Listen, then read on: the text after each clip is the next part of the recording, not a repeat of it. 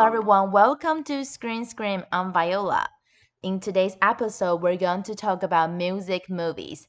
They're not necessarily musicals. I think one of them can be counted as a musical, but the others are just movies that are related to music. So I hope all movie lovers or music lovers will love this episode. So let's listen to the introduction of the first new movie we're going to talk about today. Blue Giant.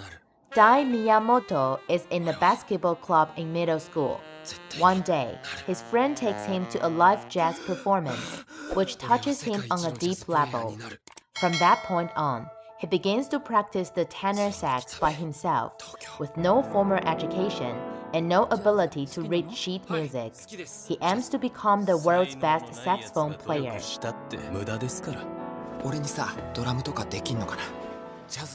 The first new movie we're going to talk about today is a Japanese anime, Blue Giant. It's a movie about jazz. I'm personally a jazz lover because I have some friends who are professional jazz musicians, so I go to jazz gigs from time to time. And this movie, Giant, is basically an exciting, dream-chasing young adult movie.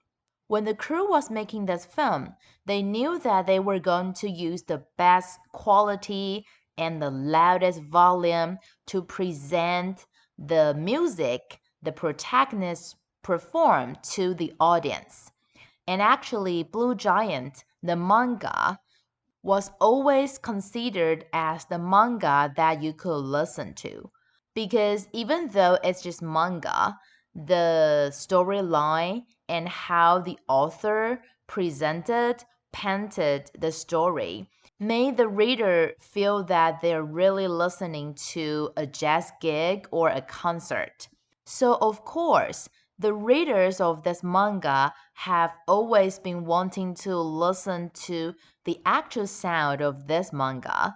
And now, with the animation, the anime, people get to feel the touching power and how great the music is in Blue Giant. One of my friends who also loves jazz already bought the ticket to this movie, and I highly recommend anyone who loves music movies, or if you're a jazz lover, even better. And actually, in Taiwan, we're going to have a lot of jazz festivals. For example, I just booked a ticket to 2023 Summer Jazz. It's going to be held at the National Music Hall. I've never been there because the ticket to Summer Jazz is always very popular, so I couldn't get any ticket before. But this time it's going to be a date, so I'm really looking forward to it.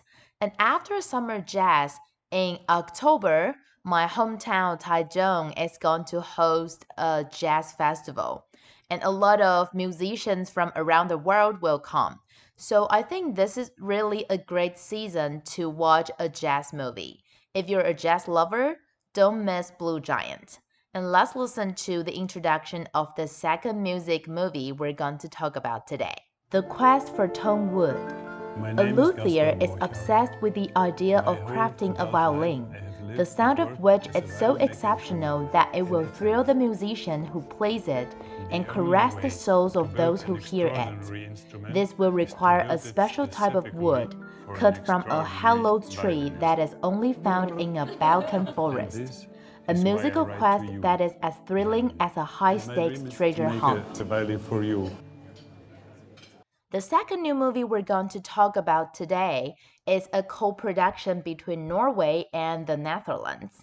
And actually, it's not about music itself, it's about the instrument. So before I start to introduce the movie, let's talk a little bit about the instrument first. The Quest for Tonewood is a movie about violin.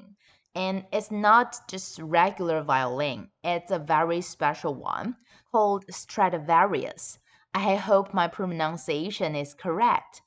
It's one of the best violins in the world, in the whole music history. Not only because the value of the violin itself is really high, its price actually rises through time and because of the person who played it and owned it. Also, it's considered as one of the important indicator of artifacts and cultural investment. Although during World War II, the market demand of violins stopped for a while, after the war, Asian new market emerged and the European economy recovered. The demand for violins increased again. What I just mentioned was just the background of violin making. So you can tell that The Quest for Tonewood is a movie exploring the mystery and legend of violin making. And actually, The Quest for Tonewood is a documentary. So the protagonist in the documentary, Gasper, is looking for a very special wood called the flame maple. The reason why a lot of violin makers love this kind of wood is because the humidity of this kind of flame maple is only a quarter of the humidity in modern maple.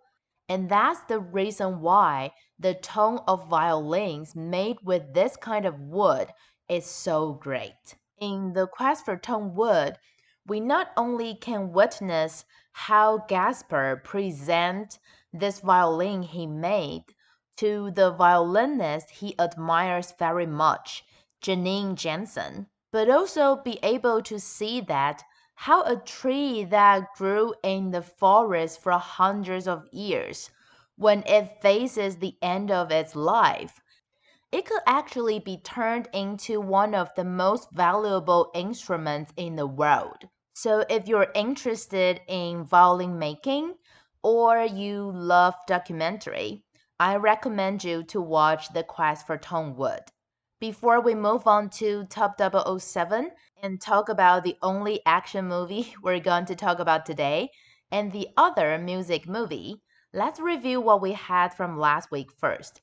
Top 3 was the Super Mario Bros. Movie. Top 2, Guardians of the Galaxy Volume 3. And top 1, Fast and Furious. Let's listen to top 7 to top 4. Top 5, Shin Kamen Rider. 変身人は人を信じることで生き延びてきた。他人を信じることで裏切られてもきた。僕は人を守りたいと思う。 The Machine. He's a monster. Are you the machine? Ma'am, the party's outside. 23 years ago, you stole the only... Top 4, The Roundup, No Way Out. 잘 나왔어요? 어디야? 사망자 혈액에서도 마약이 검출됐어요. 그럼 사망한 후에 Wow, all movies on this part of the chart this week are new faces. And actually, the only one that I've seen is Shin Kamen Rider. But I'd like to talk about the Roundup No Way Out once again. Remember, I introduced it at newly released last week? I think it's just a great movie that I need to recommend it one more time.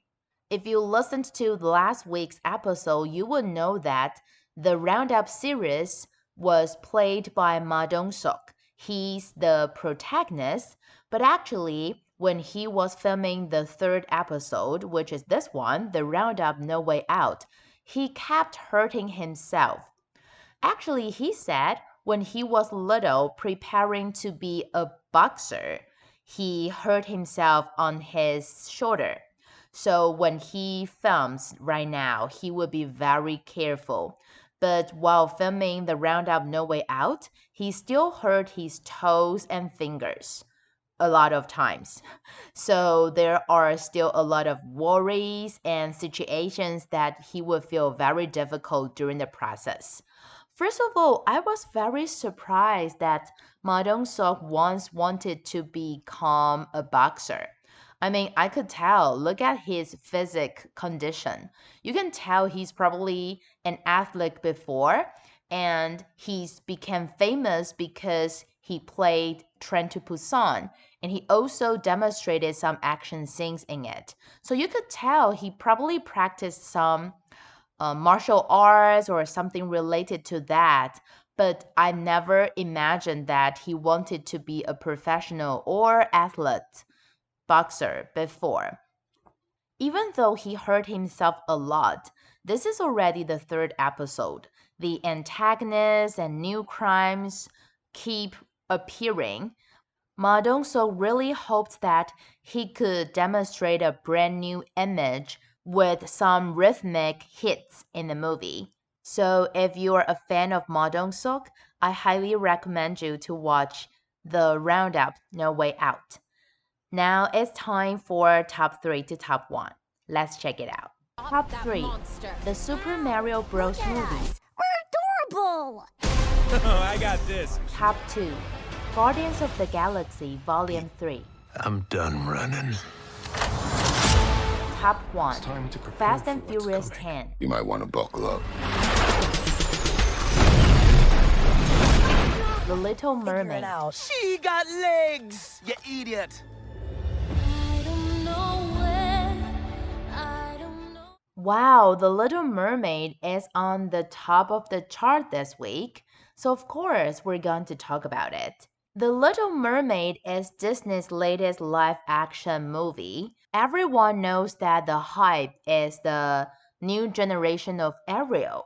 Although it has been a trending topic since the end of the casting, the key point of this live-action Little Mermaid is to highlight that Ariel is apparently different from her multicultural family members. No matter it's her dark skin or her red hair, because even if we go back to see the animation version, Ariel was white, but she's the only person in her family with red hair, so it's apparent that she's different. So this time, Disney just makes the difference even more significant. Plus the adventurous spirit and curiosity she's born with, the character setting this time is actually more well-rounded. Director Rob Marshall also emphasized that this story is about soul and wisdom, true heart and purity. Yes, it may be a very weird combination, but this is how it's made. In order to intensify the distance and difference between the sea world and human world, the scriptwriter also adjusted some plot setting in the movie. Although the animation was released in 1989, you can still say Disney's The Little Mermaid is a romantic parable in the modern world. Because if you know the original story, I mean Anderson's The Little Mermaid, it was a sad story. It was a tragedy. In the end, the prince got married with the princess, and Ariel became Bubbles. But Disney's version gives the audience a happy atmosphere. And even if you put this story to modern world, you can still tell that this story is about a girl who can't fit in. And the story tells us how she creates her brand new life with her determination, passion, and courage. Some may wonder why Anderson created a tragedy, because Anderson's real feeling wasn't accepted by this world. So he's somebody who couldn't fit in as well. He loved people with the same sex as him, but at the same time, he also pursued the opposite sex. But he was rejected by someone with his own sex before. It was really a heartbreaking story for Anderson to write. I wouldn't say The Little Mermaid is superb, that you have to watch it, but I do hope that everyone who loves music movie can go watch it. Don't miss a good movie because you don't like how Disney treats its casting. And that's all the time we have for today. I hope you like this week's theme, music movies. And I will try my best to come up with another theme next week. So remember to come back same time at Screen Scream. I'm Viola. See you next week.